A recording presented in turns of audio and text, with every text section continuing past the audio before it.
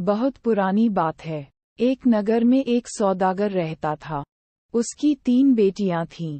तीनों देखने में अत्यंत सुंदर थीं, एकदम राजकुमारियों की तरह। सौदागर अपनी बेटियों को बहुत प्यार करते था, लेकिन छोटी बेटी से उसे विशेष रूप से प्यारी थी। एक बार सौदागर व्यापार के सिलसिले में विदेश जाने लगा तो उसने तीनों बेटियों से पूछा कि वह विदेश से उनके लिए क्या लाएं। बड़ी बेटी ने कहा, मुझे चाहिए एक सोने की थाली। मझली बेटी ने कहा, मुझे चाहिए एक सोने का पंखा। छोटी बेटी बोली, मुझे एक सोने का सेब चाहिए। व्यापार के कार्य निपटाने के बाद सौदागर जब घर लौटने लगा, तब बड़ी बेटी के लिए सोने की थाली, मझली बेटी के लिए सोने का पंखा लेकर आया। पर उसे कहीं भी सोने का सेब नहीं मिला। दोनों बेटियां अपनी इच्छित वस्तु पाकर बहुत खुश हुईं, किंतु छोटी बेटी सुंदर होने के साथ साथ दिल की भी बहुत अच्छी थी। वह सोने का सेब नहीं मिल पाने के कारण दुखी नहीं हुई। उसने पिता से कहा, आप तो अक्सर विदेश जाते रहते हैं, यदि कहीं कभी भी सोने का सेब मिले तो मेरे लिए ले आइएगा। इधर एक राजकुमार घोड़े पर चढ़कर एक राज्य से दूसरे राज्य का भ्रमण करते हुए एक दिन सौदागर के शहर में आ पहुंचा।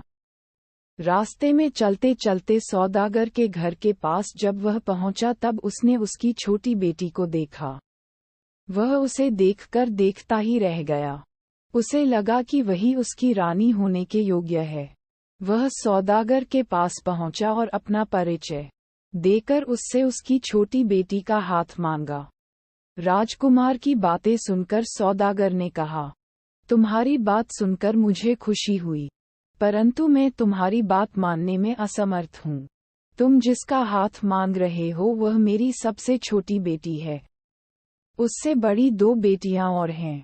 बड़ी लड़कियों की शादी किए बिना छोटी बेटी के साथ तुम्हारी शादी कैसे कर दूं? यदि तुम चाहो तो मैं अपनी बड़ी बेटी के साथ तुम्हारी शादी करवा सकता हूँ। सौदागर की बड़ी बेटी भी अत्यंत सुंदर थी। वह भी रानी होने के योग्य थी। राजकुमार ने कहा, मैं आपकी बात पर सहमत हूँ, किंतु अपने माता पिता को दिखाने के लिए उसे अपने साथ लेकर जाना चाहता हूँ। 2 दिनों के अंदर वापस ले आऊंगा। सौदागर की बेटी को लेकर राजकुमार रवाना हुआ। थोड़ी दूर जाने पर राजकुमार ने अपने घोड़े से कहा, ओ मेरे पवन घोड़े, तुरंत हमें हमारे जादूघर में ले चलो। राजकुमार का आदेश पाते ही घोड़ा पवन की गति से उड़ने लगा और कुछ ही देर बाद घने जंगल के भीतर स्थित एक छोटे से घर के दरवाजे के समीप जाकर रुक गया। घोड़े की पीठ से उतरकर राजकुमार सौदागर की लड़की को लेकर घर के अंदर गया। घर के अंदर के कमरे अत्यंत सुसज्जित थे। एक कमरे में एक आसन पर उसे बैठने को कहा। वह आसन अत्यंत सुंदर और नर्म था। जब सौदागर की बेटी उस पर बैठी, तब एक दासी उसके लिए शरबत का गिलास लेकर आई। राजकुमार के अनुरोध पर सौदागर की बेटी ने शरबत पी लिया। अब राजकुमार ने सौदागर की बेटी से पूछा, तुम इतने नर्म आसन पर पहले कभी बैठी थी और इतना बढ़िया शरबत कभी पिया था? सौदागर की बेटी बोली, इतने नर्म आसन पर कभी नहीं बैठी और इतना बढ़िया शरबत जीवन में कभी भी नहीं पिया। राजकुमार ने कहा, मेरे प्रश्न के उत्तर में तुमने जो कहा है, उस तरह का उत्तर रानी होने योग्य लड़की के मुख से कभी नहीं निकलेगा। तुम रानी होने के योग्य नहीं हो। चलो, तुम्हें तुम्हारे पिता के घर छोड़ देता हूँ। राजकुमार सौदागर की बड़ी बेटी को लेकर सौदागर के घर की ओर चला।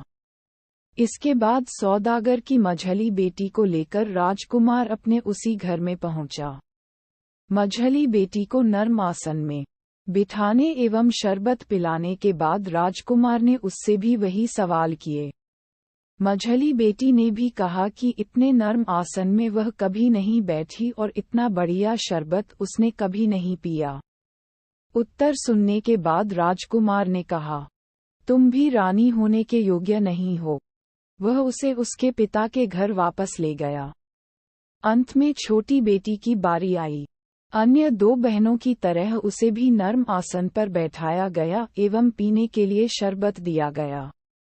उसके बाद राजकुमार ने उससे पूछा, इससे भी नर्म आसन पर तुम कभी बैठी थी? इससे भी बढ़िया शरबत तुमने कभी पिया है? छोटी बेटी हंसकर बोली, जी हाँ।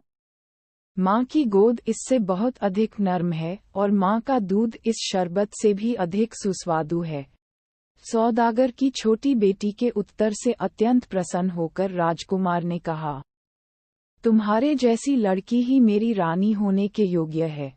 राजकुमार ने सौदागर की छोटी बेटी को उसके घर पहुंचा दिया और सौदागर को सारी बातें बताईं। सौदागर सारी बातें सुनकर बहुत खुश हुआ। उसने अपनी छोटी बेटी के साथ राजकुमार का विवाह कर